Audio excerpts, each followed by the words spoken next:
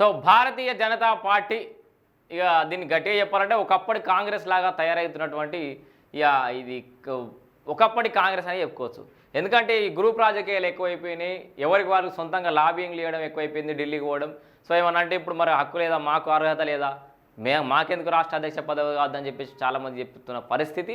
So అయితే ఈ Bharatiya Janata party రాష్ట్ర అధ్యక్షుడి నియామక విషయంలో తర్జన భర్జన పడుతుంది కేంద్రం.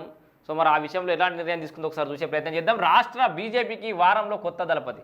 వారంలో అని గతంలో బండారు లక్ష్మణ్ గారు ఏం చెప్పారు, 11 తారీఖులో పడినాం 11 రోజులలో వస్తాడన్నాడు. అదే అటే పోయింది. వారంలో ఇదిగో అధ్యక్షుడు అదిగో అధ్యక్షుడు అని చెప్పేసి అయితే ఊరిస్తారు. బీసీ వర్గానికి ఎక్కువ అవకాశాలు. రేసులో రామచంద్రరావు కూడా బండి పేరు మరోసారి పరిశీలన. హుటాహుటిన ఢిల్లీకి కిషన్ రెడ్డి అని ఒక వార్త కనిపిస్తుంది. ఎంపికపై రాష్ట్ర నేతల్లో ఉత్కంఠ. బీజేపీ తెలంగాణ రాష్ట్ర శాఖకు వారంలోగా కొత్త అధ్యక్షుడి నియామకం జరగనుంది. ఉగాది పండుగ లోపే నూతన అధ్యక్షుడిని ప్రకటించే అవకాశాలు అయితే కనిపిస్తున్నాయి. బీజేపీ జాతీయ నాయకత్వం